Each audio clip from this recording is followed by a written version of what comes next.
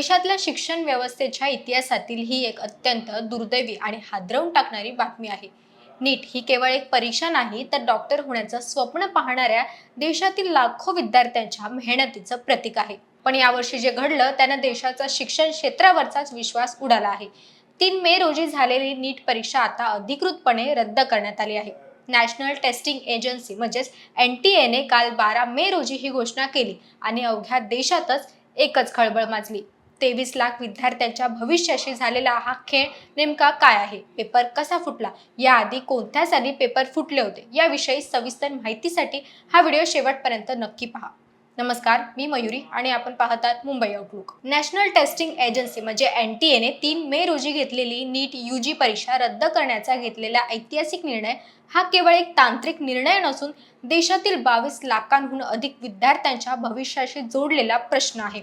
वैद्यकीय शिक्षणासाठी अत्यंत महत्त्वाची मानली जाणारी ही परीक्षा विद्यार्थी संख्येच्या बाबतीत जगातील सर्वात मोठ्या स्पर्धा परीक्षांपैकी एक आहे. मात्र परीक्षा संपल्यानंतर आठवड्याभरातच ती रद्द करण्याची नामुष्की ओढवणं हे भारतीय शिक्षण व्यवस्थेतील त्रुटींवर बोट ठेवणार आहे. यापूर्वीही अनेकदा पेपर फुटीचे आरोप होऊनही परीक्षा कधीही पूर्णपणे रद्द झाली नव्हती. पण यंदा परिस्थिती हाताबाहेर गेल्याचं चित्र स्पष्ट दिसत आहे. नीट UG परीक्षेच्या पेपर फुटीचे धागेदोरे उत्तराखंडमधील देहरादून पासून राजस्थान पर्यंत पसरल्याचं तपासात निष्पन्न झालं असून एका व्हॉट्सअप मेसेजच्या फॉरवर्डिंग हिस्ट्रीमुळे या गैरव्यवहाराची देशव्यापी व्याप्ती उघड झाली आहे.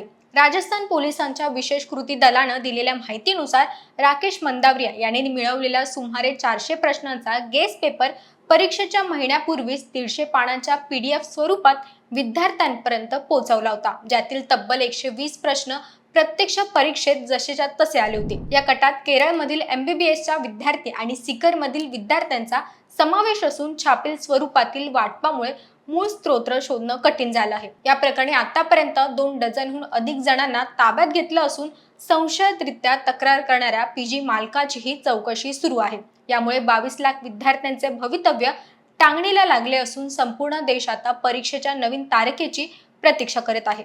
नीट आणि वादाचे समीकरण नवीन नाही. 2013 मध्ये ही परीक्षा पूर्ण झाल्यापासून ती कोणत्या ना कोणत्या कारणामुळे चर्चेत आहे. कधी परीक्षेच्या भाषेवरून, कधी ड्रेसिंग कोडच्या कडक नियमांवरून, तर कधी परीक्षेतील कथित अनियमिततेवरून वाद निर्माण झाला आहे. मात्र पेपर फुटी हा परीक्षेला लागलेला सर्वात मोठा कलंक आहे. गेल्या काही वर्षात बिहार, राजस्थान आणि उत्तर प्रदेश सारख्या राज्यांमध्ये पेपर फुटींच्या टोळ्या सक्रिय झाल्याचे पुरावे समोर आले आहेत. परीक्षेच्या काही तास आधी सोशल मीडियावर प्रश्नपत्रिका व्हायरल होणं किंवा सॉल्व्हर गँगद्वारे डमी उमेदवार बसवणं अशा प्रकरणांमुळे प्रामाणिक विद्यार्थ्यांमध्ये नेहमी भीतीचे वातावरण निर्माण झाले आहे. यापूर्वीच्या घटनांकडे वळून पाहिलं तर 2015 मध्ये AIPMT जी नंतर नीट झाली, परीक्षेदरम्यान हरियाणामध्ये मोठ्या प्रमाणावर कॉपीचे प्रकरण समोर आले होते. त्यावेळी सर्वोच्च न्यायालयाने हस्तक्षेप करून ती परीक्षा पुन्हा घेण्याचे आदेश दिले होते. त्यानंतरही वारंवार स्थानिक पातळीवर पेपर फुटीच्या तक्रारी येत राहिल्या. मात्र प्रत्येक वेळी ठराविक केंद्रांवर किंवा ठराविक विद्यार्थ्यांवर कारवाई करून वेळ मारून नेली जात असे. यंदा मात्र ज्या पद्धतीने तंत्रज्ञानाचा वापर करून पेपर देशभरात पसरवल्याचा संशय आहे, त्यामुळे पूर्ण परीक्षा रद्द करण्याची वेळ आली. यामुळे संपूर्ण परीक्षा प्रक्रियेवरच प्रश्नचिन्ह निर्माण झाला आहे. भारतात पेपर फुटीच्या घटनांना आळा घालण्यासाठी केंद्र सरकारने सार्वजनिक परीक्षा म्हणजे public examination prevention of unfair means act 2024 लागू केला आहे. या कायद्यानुसार पेपर फोडणे, उत्तरपत्रिकांशी छेडछाड करणे, संगमत करून परीक्षा गैरवापर करणे किंवा बनावट वेबसाईट तयार करणे हे गंभीर दखलपत्र आणि अजामीनपत्र गुन्हे मानले गेले आहेत. या कार्याअंतर्गत दोषी आढळणाऱ्या व्यक्तीला 3 ते 5 वर्षांपर्यंत कारावास किंवा 10 लाख रुपयांपर्यंत दंडाच्या शिक्षेची तरतूद आहे. महत्त्वाचे म्हणजे हा कायदा केवळ वैयक्तिक परीक्षार्थींना लक्ष्य न करता त्यामागील संघटित टोळा किंवा रॅकेटला चाप लावण्यासाठी बनवण्यात आला आहे. जर एखाद्या संघटित गुन्हेगारी स्वरूपाच्या टोळीने किंवा संस्थेने पेपर फोडल्याचं सिद्ध झालं तर त्यांच्यासाठी अधिक कठोर शिक्षेची तरतूद आहे.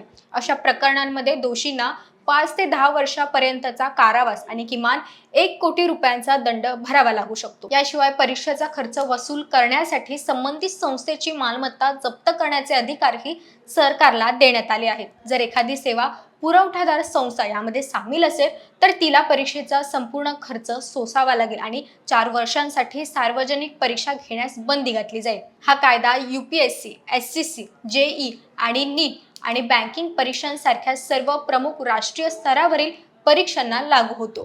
परीक्षा रद्द होण्याचा सार्वजनिक फटका बसतो तो म्हणजे रात्रंदिवस अभ्यास करणाऱ्या विद्यार्थ्यांना। मुंबई पुण्यासारख्या शहरांपासून ते ग्रामीण भागातील झोपडपट्ट्यांपर्यंत मुले डॉक्टर होण्याचं स्वप्न उराशी बाळगून 2-2 वर्ष तयारी करतात।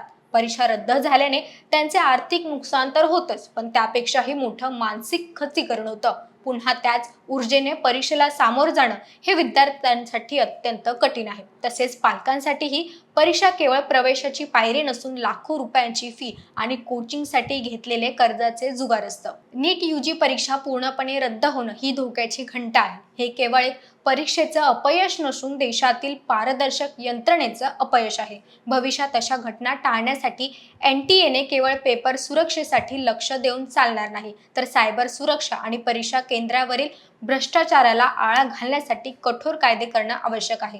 जोपर्यंत दोषींवर कडक कारवाई होत नाही आणि एक निर्दोष प्रणाली विकसित केली जात नाही, तोपर्यंत लाखो विद्यार्थ्यांचे भविष्य असेच टांगणीला लागलेले असेल। आता सर्वांच्या नजरा नवीन तारखेवर आणि परीक्षेच्या वाढीव सुरक्षेवर लागल्या आहेत।